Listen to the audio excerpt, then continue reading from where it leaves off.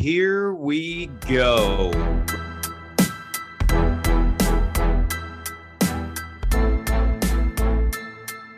Welcome to the 9 Route Fantasy Football Podcast.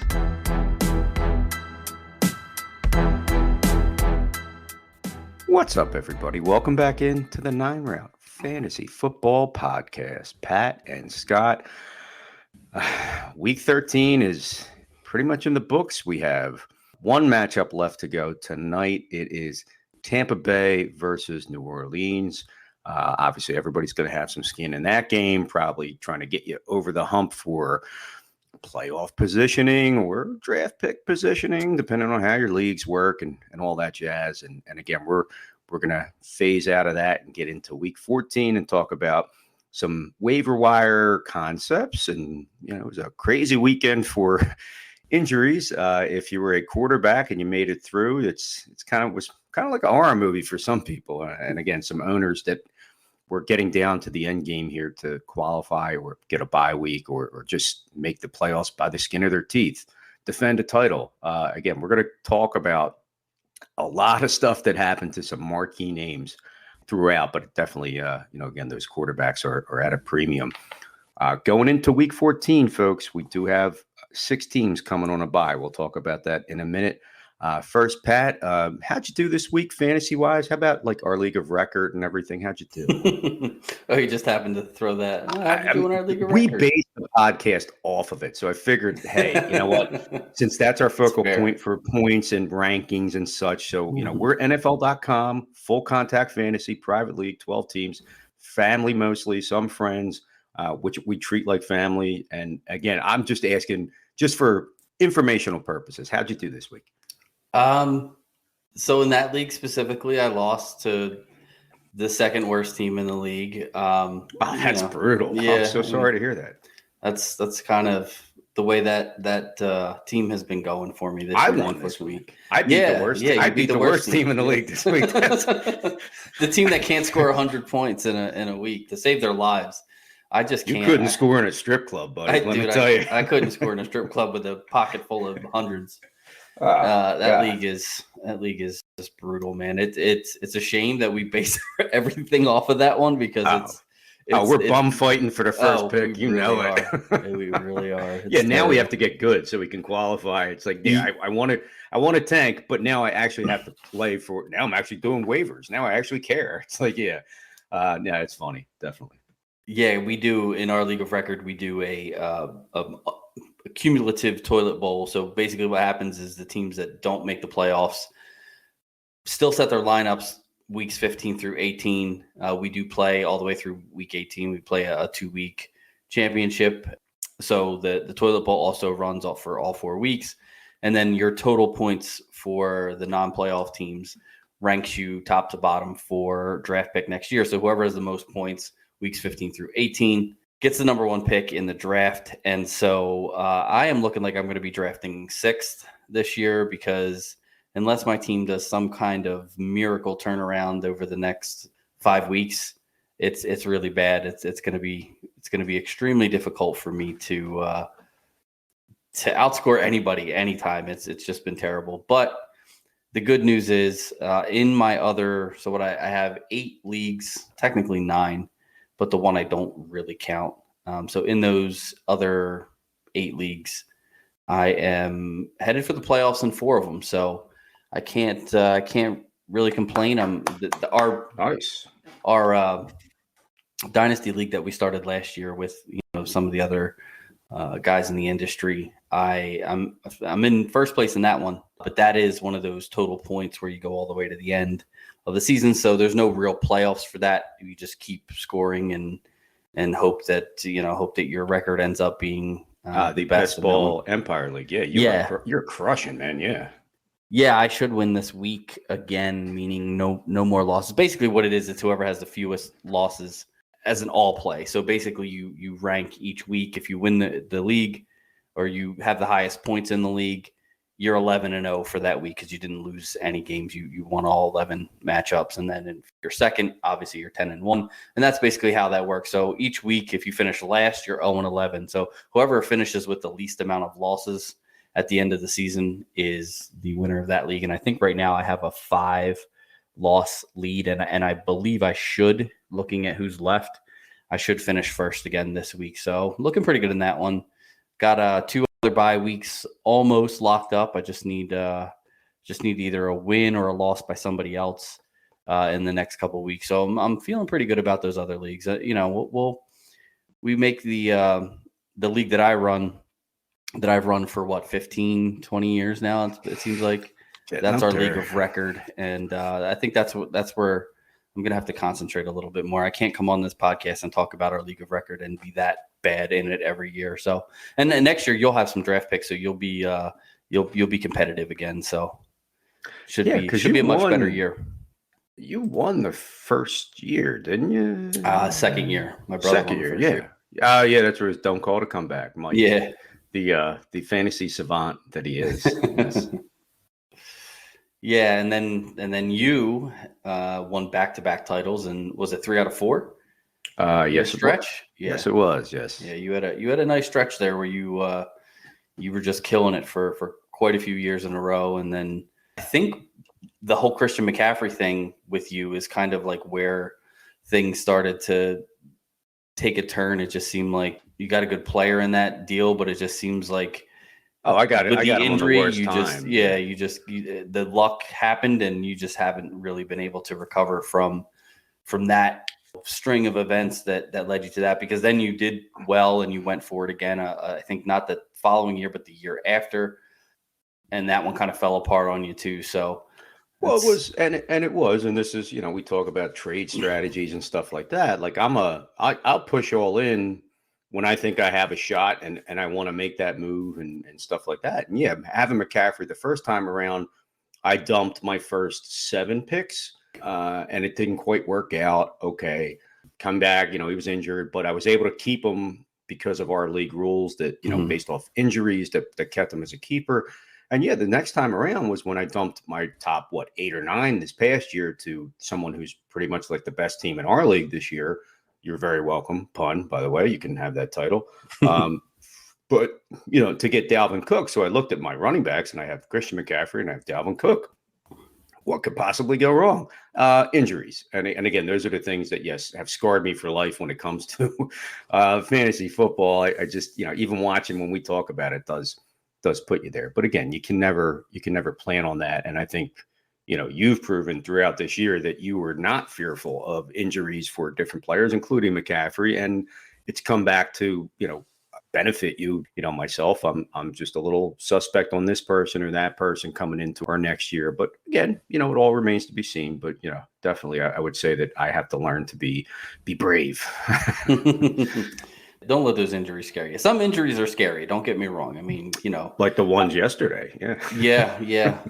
So let's hit up the socials real quick for the listeners, and then we'll jump right into the injuries, because there's a couple of actually news announcements that we want to go over first as well, and then hit the injuries. So if you would like to connect with the show, you can find us on social media. We are on Twitter at the 9route1 and at Scott from Delco. We also have a website, which you can find at www.the9routeffb.com. And if you have any questions, comments, or anything you'd like to hear about, any questions for the show, you can email us at 9routeffb@gmail.com. Time for the news. All right, let's jump into these news topics, because there's a couple of things that we can move through most of this fairly quickly, but there's a couple things that we're going to definitely need to kind of discuss back and forth. It looks like the first little bit of news, again, this could affect you lineup-wise. Obviously, timing of games can always be in effect. They always talk about keep your flex spot open. You never know what's going to happen through a day. You might have to move somebody around last minute. It does look like the Chargers versus the Dolphins is now the Sunday night football game, where it had been Denver versus Kansas City. Kansas City, obviously, marquee matchup. They figured division game, and Russell Wilson against Pat Mahomes and everything they could do. The league knows better. They are going to move out of the way of that game and say, hey, look, Chargers, Dolphins, you got a team that's angling for possibly a playoff spot against a team that's really one of the young up and comers that is also pretty much kind of getting to that point. So again, that will have an effect on a lot of skill players moving into Sunday Night Football. But we wanted to give you a heads up on that just from the jump so that you can set your lineups accordingly. Yeah, another weird story that I heard this week is that the Rams have a game on Christmas Day. It's a home game for LA, and with the Rams basically being, Matthew Stafford, which we're going to touch on in a minute, he looks like he's probably done for the season. Cooper Kupp, there's no point in bringing him back. Allen Robinson's gone for the season. Aaron Donald just missed a game this past week. The Rams are not a marquee matchup anymore, and the league is fearing that there's not going to be anyone in the stands on Christmas Day because those games are a little bit difficult to get people to come out to on Christmas Day. But if the Rams were playing well, if they were still in playoff contention, obviously defending Super Bowl champs, then that stadium would probably be fairly filled. But with the Rams being as bad as they are, they don't anticipate a big turnout for that game. And they have actually started asking, the NFL has, and the Rams organization has started asking fans to donate their tickets for Christmas if they are not planning on attending the game, which I've never heard happen before. But that is the state that we are in right now in the season with the Rams. I mean, Pat, you and I are old enough real quick to remember like blackout rules, when if your team didn't sell out, they wouldn't play the game. They wouldn't put it on TV. They'd still play it. I shouldn't say, I'm sorry. Yes. Apologies. Yes. Yeah. You wouldn't be able to see your team play the game. I apologize. To see that kind of almost be in that mix is just so weird for that. And donating the tickets. So, I guess there's going to be a lot of like Twitter and Instagram fights that we'll be able to watch with the crowds rolling into that game. My God. Yeah, it's still going to be bad. Yeah, it's a marquee stadium, like you said, and the matchup maybe was something they were looking to kind of pump up. But my God, that's asking a lot, Roger. My God, buddy. Yeah. Jesus. Not surprising for me personally, not surprising news. The Panthers are allegedly I believe they actually have now. I think this is official. I believe it is. Yes, I'll double check, but we'll carry on like it's official because it's definitely happening. It's not surprisingly formally alleged now, officially confirmed at the 9 Route 1. Baker Mayfield has been released from the Carolina Panthers. My God, like. And there's people that are already going, well, the Niners, it's like, stop for a second. Like, they're going to roll the dice with Brock Purdy for the rest of the season and go with that and do what they have to do. And that defense is going to carry them. There's no need for them to go, oh, it gives us depth. Like, it'd be different if he was competitive and good and, whatever else. It's just good.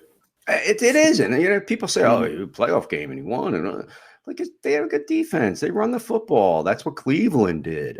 Carolina, they gave it to you.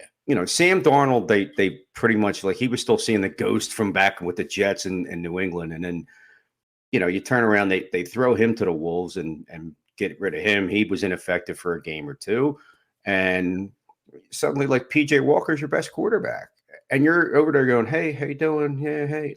Nobody can see you because you're 5'1". That doesn't help. But at the end of the day, my God, dude, it's time to just retire, take the studio job, unless you want to steal more money from some team that's that dumb. Pour one out for Baker Mayfield. Again, I don't think the commercials, they're all going to dry up too. But again, take the college football studio job where you can talk about the Heisman and all that stuff because that's where you're at, buddy. That's what. Not that I feel a certain kind of way about it. Just that's what I'm saying. Yeah, he's going to get picked up, unfortunately, for some team, and it's going to – I hope it's not San Francisco because it's going to cause a problem as soon as Purdy has a not-so-great game. People are going to be calling for Mayfield, and it's gonna be a mess. I wouldn't even dive into that. I wouldn't even dip my toe into that pool. If anybody, I would see a Houston Texans just that have nothing to lose saying, what the heck. I don't think they're sweating it. Plus, with Trey Lance being the guy, they're not looking to make an investment. I think you'd have to pick up $1 million and change for his contract, if I'm not mistaken, too. So, Baker Mayfield. We'll see you on Saturdays, not Sundays, buddy. See you. Yeah, I actually like the Houston call. I think that's a spot where Obviously, they're having quarterback issues as well. And not that, like you said, not that Mayfield is necessarily the answer to anything, but I mean, maybe a guy who can start for a year when whoever they draft in 2023 at the quarterback position, because that's coming, kind of sits and waits and watches without having to play behind that pretty bad offensive line in Houston. Let Baker Mayfield take the hits while your rookie quarterback, learns from the sidelines. That's not a terrible idea. Yeah. But let's move through these injuries. We got quite a few here to get through, and I don't want to run out of time before we hit the good part, which is the waiver wire stuff. Matthew Stafford, spine injury. He was placed on IR, so he's guaranteed to miss at least 4 games. More than likely done for the season. There's no point in bringing him back at this point. It just doesn't make sense. The Rams have nothing to gain from it. Next up, Jimmy G.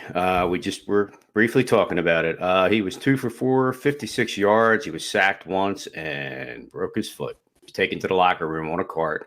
Talk about a guy who has had multiple seasons of bad luck and bad injuries and everything else. And I know some people think he's a good quarterback and some people think he's a bad quarterback, but unfortunately his season is done. Somebody who's going to come up on our waiver wire talk, Brock Purdy, filled in for him and looks to be the guy for the rest of the season. Obviously, it's still fluid this week. Maybe in a week or two, we'll see what happens in San Fran. But Jimmy G, done for the season. Yeah, real quick, Brock Purdy looked good. I was watching that game, and he commands the huddle very well. He knows what he's doing, played extremely well. I actually tweeted out during the game that he's got that it factor that you look for in a quarterback. He doesn't look like a deer in headlights. He's very had a good grasp of the offense. It looked really, really good from what I saw. And, I'm no quarterback whisperer or anything, but I do like him moving forward. And I think he could take this next few weeks and make a real name for himself. Yeah. Sounds like athletic quarterback, everything you kind of want out of a current quarterback. But yeah, we'll see. Maybe he gives Trey Lance a run for his money. Yeah, we'll see. Lamar Jackson left the game this past week with a knee injury. It's considered week to week, according to head coach Jim Harbaugh. Just read a report that he is unlikely to play in week 14. Doesn't seem like the injury is going to get better by this week coming up. So definitely make sure that if you are a Lamar Jackson owner, you go out and grab Tyler Huntley. He should be the backup or the starter until Lamar Jackson gets back from his injury, and has a couple of decent matchups depending on how much time Jackson misses. Could be a useful piece for your fantasy team going into the playoffs. Not somebody that I'm super excited about riding into the playoffs, but there are worse options out there, and some of them were drafted this year, and I'd take Huntley over some of those guys. So talking about you, Russell Wilson. Oh man, wow, Russ. But he's no Baker Mayfield though. That's speaking of quarterback injuries, there's another one to speak of. We are looking at Tua Tagovailoa. Ankle injury, minor, nothing bad. Looks to be a definite lock-in at starter versus the Chargers coming up this week. And again, that Sunday night game being flexed, they're definitely going to want to get him back out. Nothing to do with concussions or anything like that. Could have come back into the game. Game was out of reach at that point, so they didn't want to risk anything. Skylar Thompson came in and filled in, obviously, for him. The loss was already in place. So Tua, keep an eye on it, but chances are he should be 100% good to go for next week. Yeah, Trevor Lawrence, same thing. He left the game, but ended up coming back and playing in this one. Still ended up losing to the Detroit Lions, but Lawrence, the injury, I actually saw this when it happened live. They showed it. I was watching Red Zone. They showed it, and it looked pretty bad. I mean, his leg was caught under him, knee bent, leg bent backwards. It was that bad. The whip sack? Did James Mitchell got him on? Kinda, yeah. But he sacked him, but he was laying on his leg, and it was a weird thing. Lawrence came out, didn't stay out for long. Ended up coming right back into the game, I think, right after halftime, which this happened maybe within the last 2 minutes of the half, and then he came back after halftime and was good. So no issue there. Should be fine to play next week versus the Titans. So Trevor Lawrence, if he's your quarterback going into the playoffs, dodge the bullet there. Yeah. Again, good young talent. A lot of injuries down there. Don't want to see that happen. Moving on to one running back, and sounds like it was a freak injury, the way the coach makes it sound. Kenneth Walker, the third rookie running back, out of Michigan State, has an ankle jam. It sounds like something you might buy at like, I don't know, like a country flea market that somebody made at their house. Uncle Joe's ankle jam or something like that. That doesn't sound like a sprain, a strain. Again, that's Coach Pete Carroll saying that. There's no timetable. There's no information medically out just as of yet. Remains to be seen if there was any injury to any ligaments or anything like that. But I know there was a little broody high on the sidelines with, Geno Smith and stuff like that. But this has nothing to do with that. And hopefully for a good young running back, there's no issues yet. So keep an eye on Kenneth Walker. But right now it doesn't sound serious. Moving to the wide receiver position, Cortland Sutton left the game with a hamstring injury, did not return. He had, I think, one target and then I think was injured, and that was it. Personally, I really don't want any pieces of this Denver offense. I don't think that Sutton is reliable enough to play at any point for the rest of the season. I think he's completely droppable. I was really banging the drum for him in the preseason. And yeah, it's a shame, man. The whole offense disappointed me, honestly. I was really looking forward to that AFC West being a really good division. And I think everybody, obviously that was the talk of the preseason, was how good the AFC West was going to be. And it just turned out to not be the case at all. It actually turned out to be exactly the opposite. It's the NFC East that is the division in football with the best records and most playoff potential. So it's a shame, but I'm not concerned about Cortland Sutton's injury because if I have him, I'm dropping him, and in any redraft leagues, I'm not comfortable going into playoffs with him in my lineup. So there's no point in having him on my roster. All right. Another wide receiver, rookie Treylon Burks. I was keeping an eye. I have him in a couple leagues and saw he's, caught a touchdown. Marcus Epps caught a body. He knocked him out. Smashed. And it was bad. I mean, you could tell he was out. Somehow held the football, was frozen in place, which is horrible. The concussions are a bad thing. He'll have to clear protocol. The league's not going to play around with that. He had just come back from a turf toe injury, which is a legit thing for those scoring at home, and had looked pretty good coming into this. So a hard hit, clean hit. It wasn't dirty. It wasn't targeting. It was a try to knock the ball out. Just caught him at a bad angle. Burks left early and did not return. Concussion. So keep an eye out. You'll probably have to find somebody for him. Can't imagine maybe he'd clear that in a week. We've been seeing some of these concussion injuries. Joe Mixon, for instance, has had to sit out a little extra time. It's person to person. I might be able to come back from it in 2 days. Pat might take 2 weeks. It really doesn't. It's just up to the person. So Treylon Burks, keep an eye out on the news for him regarding his status. Last guy we're going to talk about, thank the Lord for injuries for this week. Somebody who is on your radar for fantasy at this position, tight end Hayden Hurst of the Cincinnati Bengals, is already listed as doubtful. He left the game against Cincinnati, right calf injury. They already kind of have him pegged as being doubtful. So that sounds like that could be a strain, a tear. I am just speculating. There's no true information out. But they're already talking out of Cincinnati that he will be expected to be out for this week. Big division matchup against the Cleveland Browns. And again, that was a position that really kind of goes by the wayside on that team, but he is factored in and been like a top 10 or 12 tight end for pretty much long stretches of the season. So it'll be interesting to see what happens. They don't have a lot of depth at that position. So again, just keep an eye. Hayden Hurst, you might have to pick up a free agent off the waiver wire. Weekly waiver wire.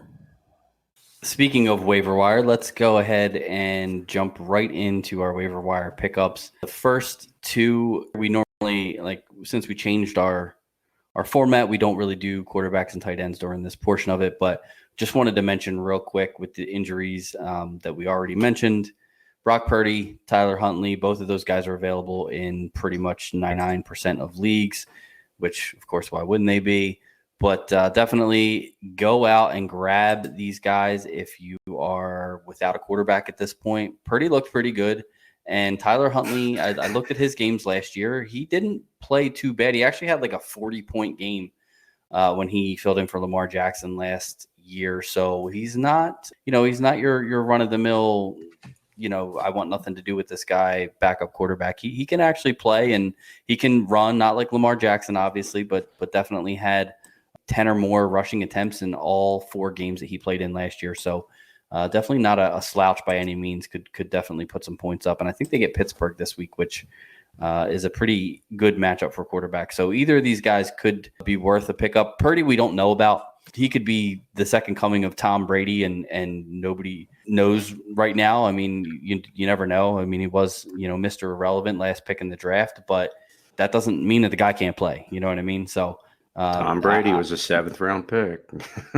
Yeah, I mean, well, so I think he was at the end of the 6th, but when you get your opportunity in the NFL, you got to show what you can do. And I think both of these guys, I mean, Huntley's been given the opportunity, but Purdy's one of those guys who he's a mystery right now. I'm picking him up in leagues I'm in, trying to pick him up in dynasty leagues. If he shows out and does really well, maybe Trey Lance comes back next year and takes a starting job back, and we never hear from him again. But there's also look at Jimmy Garoppolo. He backed up Tom Brady, showed what he could do a few times, then got traded and ended up becoming a starter. So there's definitely situations out there where Purdy is worth a pickup. And as we have been mentioning on the last few weeks' episodes, the 49ers have a really good schedule remaining for quarterbacks going into the playoffs. Again, I'm not saying that, I'm going to be all excited to fire up Brock Purdy in any of the leagues where I'm, still competing in the playoffs, but there are worse options out there, and having somebody on your roster in case one of your players does go down isn't a terrible option. So definitely giving him a whirl in some leagues. Go ahead, Scott. You want to move on, take the first running back? Yeah. Speaking of, you already took him. I did take him in 1 or 2 leagues. I was hesitant on one with going nuts on Fab. I wouldn't have been able to afford him anyway because somebody balled out, on that level. So Zonovan Bam Knight. Yeah, he's probably going to be a thing. Like, this is insane. They traded for James Robinson, obviously the injury to Breece Hall. Michael Carter is a competent running back. Ty Johnson has always had the chance to, fill in the gaps here and there. 15 carries, 90 yards, 5 for 5 receptions, 58 yards, 55% of the snaps. Is he going to suddenly be that guy that, turns into that guy? Like, yeah, I mean, in our league of record, last week was RB25. Ty Johnson actually finished ahead of him because of the PPR concepts that we're in. This week in our league, obviously with a game to play, Alvin Kamara is not on the field yet, but he's RB10. Go get him. Like, if this doesn't scream like league winner kind of guy, again, James Robinson, obviously they traded for it, but most coaches that are competent are going to go hot hand, or at least give this guy until he fumbles or does something dumb and misses a blitz pickup or something. So Zonovan Knight, he's heavily rostered after, people are looking to get the rest of the leftovers in the league. Go get him right now. If you can get him on your roster, he will help you big time, especially this coming week with 6 teams on the bye. Another guy who was left for dead and now is rostered in 50% of leagues, but I think you should be the Undertaker of the NFL. Right. A guy that you should possibly be looking to pick up, Cam Akers for the Los Angeles Rams. The whole Cam Akers saga is it's amazing to me. The fact that basically the Rams tried to get rid of him, tried to trade him for a draft pick, and then now in week 13, give him 17 of the 20 running back carries in that game against Seattle, in which, again, he doesn't, yards per carry wasn't great. He only rushed for 60 yards, a little over 2 yards per carry, but had 2 rushing touchdowns and was basically half of the Rams offense in that game. I don't know if maybe the Rams are trying to play him now and see if he's worth keeping because he does have 1 year left on his contract. I don't think that they think that they're done next year. I believe that, with the injuries and stuff, they're probably shutting it down this year, but I think they still think their window is open a little bit. And, maybe they're testing Cam out. Maybe they just don't want to get anybody else hurt. They don't really care if Akers gets hurt. I don't know. I'm not really sure. But the fact that he played so much, that he got so many touches, again, not a great offense, but anytime you can get 17 carries out of a running back, you got to put that guy on your roster, and just in case, you need to put him in your lineup. So definitely go out and check. He's available in about half of leagues. Someone with a little more availability in a high-powered offense, to say the least. Jerick McKinnon. A lot of people remember, he's had some tough times with injuries through his career, but he's been very effective when on the field.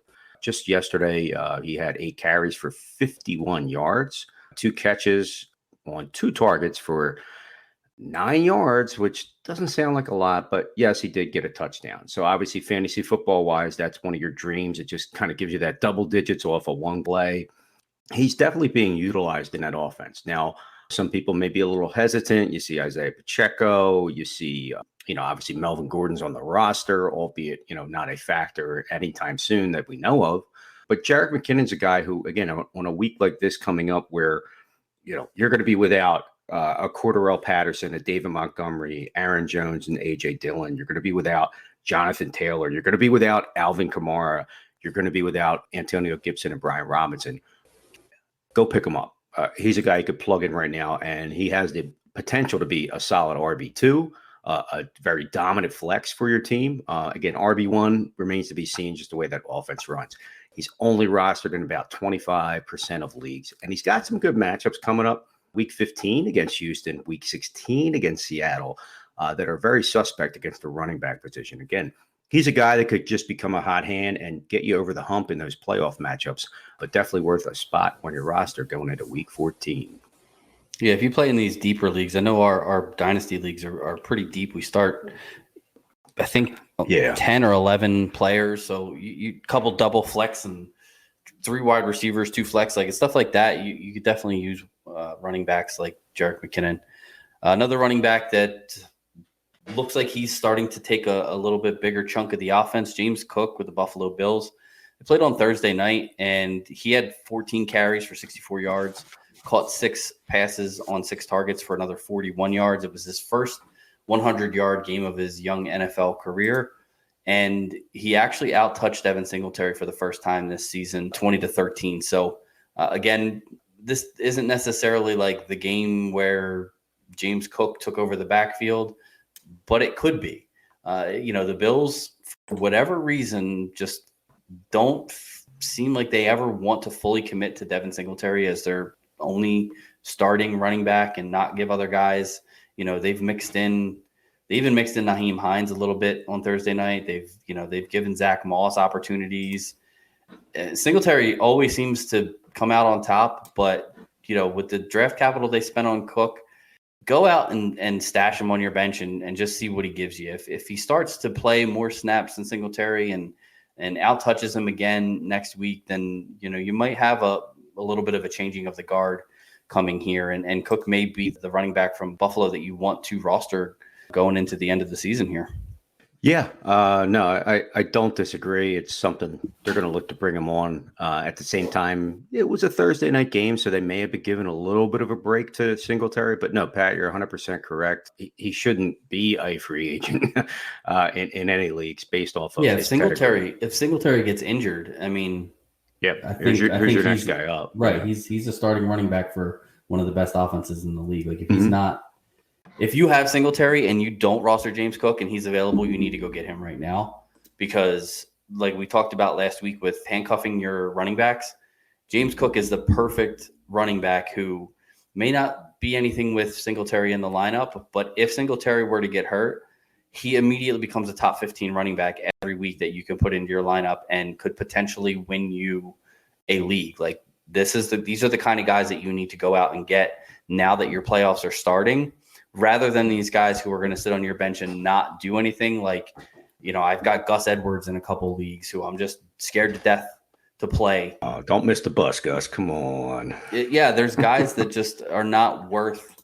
Once my starting lineup is set for the playoffs, because you don't have buys anymore, once your starting lineup is set for the playoffs, you want guys who are league winners on your bench. You don't want guys who are just other good players that now you're going to have to make some sort of start-sit decision with every week.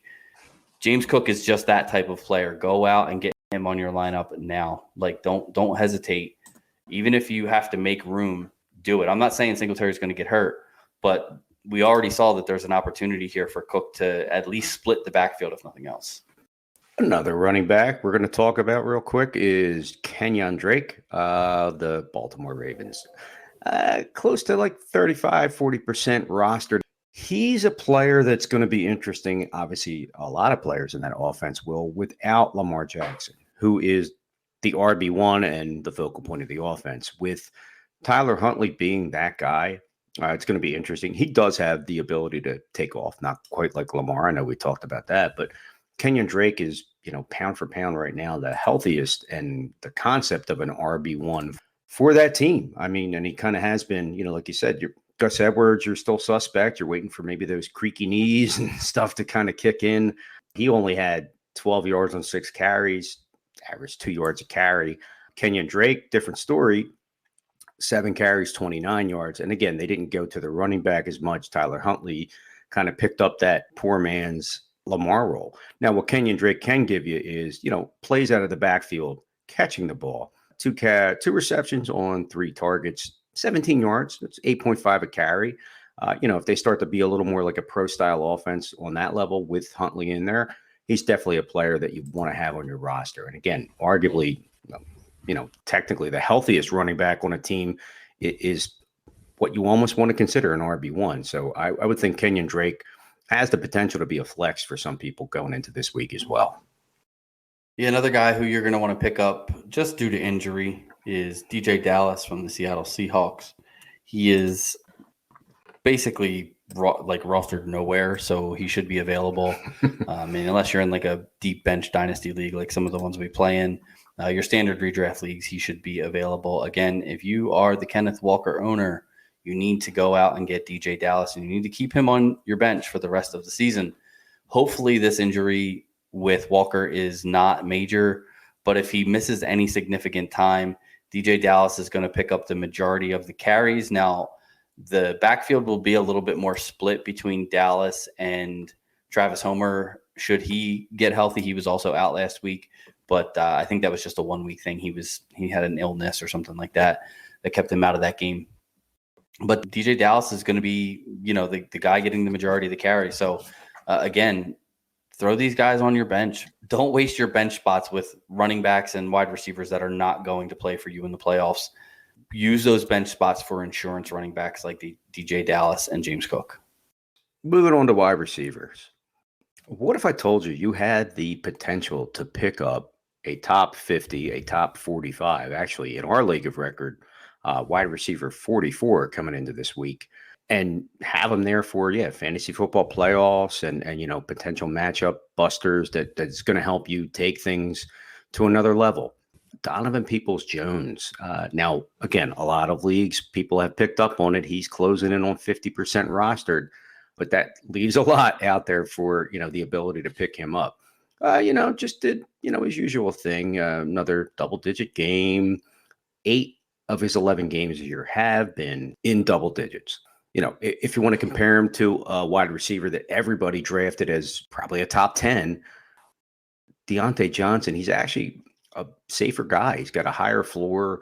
And obviously he's 80% roster because he's your guy. You drafted him. He might have been your wide receiver 1 that you picked. And based off last season with Ben Roethlisberger still finding the guy, obviously a lot of quarterback issues there, but he's got really good matchups down the road, weeks 15 through 18. And if you noticed yesterday, obviously Deshaun Watson just kind of getting a lot of rust off, didn't look good. Pat, you called that one 100%, but he was tied on the team with 3 targets. And again, I know it sounds like a lot. Again, 3 catches, 44 yards. He's a guy that can really be a league winner for you if you have the ability to get him into your starting lineup. Yeah, another guy who isn't going to necessarily blow you away with his numbers, but it could be a usable flex option.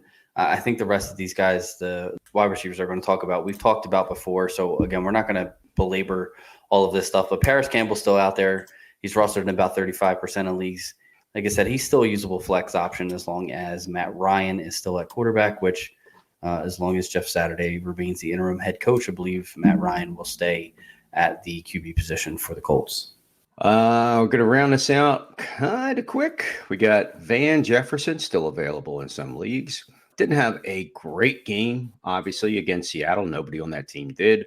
But it sounds like there's a little more continuity when it comes to quarterbacks. So that may give you an idea of who's going to be the guy. John Wolford, obviously, and Bryce Perkins were both involved throughout the issues with Matt Stafford. If he's done for the season, that's one thing. We know that, Allen Robinson being gone and everybody else, Van Jefferson 2 catches and 4 targets, 39 yards yesterday. It's not a lot, but based on that offense, his experience, he's pretty much going to be that wide receiver 1 for that team. So again, in a PPR concept, might be worth picking him up, throwing him on your bench moving forward.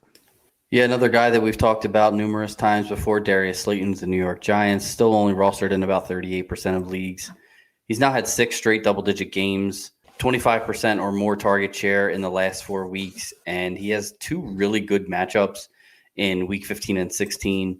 Gets to play Washington again Week 15, and then the Minnesota Vikings Week 16. So definitely a guy who, again, if you're looking for another flex option, definitely a guy that you could consider playing in those weeks. And I don't know that I would play him in the games against Philly. He plays Philadelphia weeks 14 and 18. Yeah, stay away. Yeah, I wouldn't play him in those weeks, but most leagues don't play in week 18 anyway. So, you're looking at your first 2 weeks of your playoff if you need help at the wide receiver position. Darius Slayton is the number 1 target there for the New York Giants, and it does have a couple of decent matchups moving forward. And another guy who has kind of quietly become wide receiver 1, not surprised, Nico Collins in Houston. Yes, the offense for the Texans is a mess. We've talked about that. Dameon Pierce has been the only bright spot throughout the season, but a lot of people realized that Nico Collins was going to have the potential to be a good wide receiver. He had 10 targets in Week 13, folks. That's huge. 3 catches, 35 yards, 1 touchdown. But that is a massive target share for him right now. And the Texans are going to be down in damn near every game they play from here on out. No matter who the quarterback is, they're going to throw the football. If somebody's getting that much action and having a nice, 10, 12-point floor, 9 points tops as a flex, maybe a wide receiver too, Nico Collins, heavily under rostered. Pick him up right now. He's a player you want to have on your team. He's basically a wide receiver 1. And last but not least, well, I'll hit both of these together. We've been mentioning this for the past few weeks. Go out and check if Odell Beckham or Jameson Williams is on your roster. It looks like Beckham is about ready to sign with the team. Not quite sure where it's going to be yet. Talks still look like the Cowboys are probably the front runner. But Jameson Williams played his first game for the Detroit Lions this past week. Didn't get a bunch of action in that game. Obviously just coming off of an injury, but did play 11% of the snaps and did have a target in this game. I think because Detroit was well out in front for most of the game, wasn't really a whole lot of need to get him in there. They were handling the Jacksonville Jaguars pretty easily. So, but definitely a guy now that he's starting to get in the mix could, fingers crossed, could potentially be a league winner for you if he blows up the way Amon-Ra St. Brown did last year. Definitely has the talent. It's just a matter of, how much playing time is he going to get and how, healthy is he really, but definitely worth a stab on your bench. Yeah, no, Detroit's pushing for a playoff spot quietly. So yeah, that definitely is a great call, Pat. All right, so hopefully the waiver pickups that we gave you will help you, snag a guy or two that will help you get into your playoffs. Most leagues are still in the regular season here in Week 14 with the Bye-Mageddon Part 2 this week. 6 different teams on bye, which I don't know if we mentioned that. Did we mention that at the top? We'll go over the teams real quick. It's Atlanta, Chicago, Green Bay, Indianapolis, New Orleans, and Washington are the teams on bye. With those teams on bye, you definitely are going to be a little bit short in your lineups. I've looked at my Week 14 lineups already, and there's going to be some decisions to be made. And one of the big things about all of these buys in Week 14 that we need to talk about now, because by next week it'll probably be too late. Guys are going to get dropped that teams probably don't want to drop just because they have to pick somebody up, especially those teams who are right on the playoff bubble. They're going to have to drop, good players to make room for some of these, spot starts in Week 14 because of all the teams on bye. So pay attention to see who people are dropping.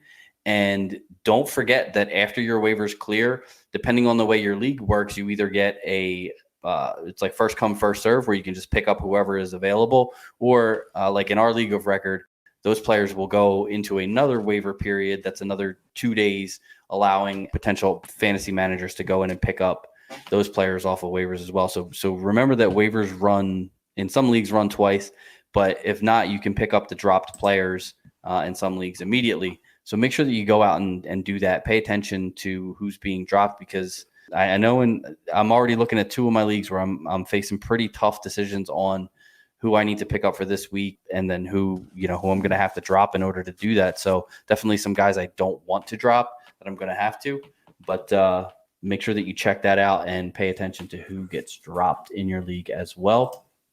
Real quick, we'd like to thank Mickey's Protocol Pub in Tuckerton, New Jersey for partnering with the show. If you're looking for a great place to watch the NFL on Sunday, Mickey's is it. Great food, drink specials, and all the football you can handle. Mickey's Pub, 327 East Main Street in Tuckerton, New Jersey, where friends and family meet. Real quick, I'm going to give you our socials again, just in case you would like to follow us on social media, or if you'd like to contact the show. We are on Twitter at the 9route1 and at Scott from Delco. You can also check our website, which is www.the9routeffb.com, or you can email the show at the9routeffb@gmail.com. Make sure that you come back next week and listen to the show. We are going to give you a little something different next week. We're going to be breaking down the playoff matchups. So, we talked about some of the guys who have good matchups down the stretch. We're going to try to give you a list of the best streaming options, quarterbacks, tight ends, and defenses going into the playoffs. But we're going to give you some, like I said, some breakdowns of who has some good matchups in your playoffs. That way, if you are looking for a specific flex, or if you're looking to roster 2 defenses, which we're going to suggest that you do next week, definitely make sure that you follow the show. Click that little plus in the upper right-hand corner if you're listening on Apple Podcasts. Click the subscribe button on YouTube. However you're listening, make sure that you follow the show so that you will get notified when we put out next week's episode. It's going to be a big one for your playoff run. Until then, Scott, do you got anything you want to add before we get out of here? Folks, we appreciate everybody who listens. Again, Pat, you just said it. Like, subscribe, follow. We're getting into the end game truly now. Week 14, we just gave you that information for your waiver wires, and we're going to get you next week. Next episode, we're going to talk about our start sits and our friendly competition there, which is getting closer. But for everybody out there here at the 9 Route, thanks again, and we'll see you in the next one. Peace.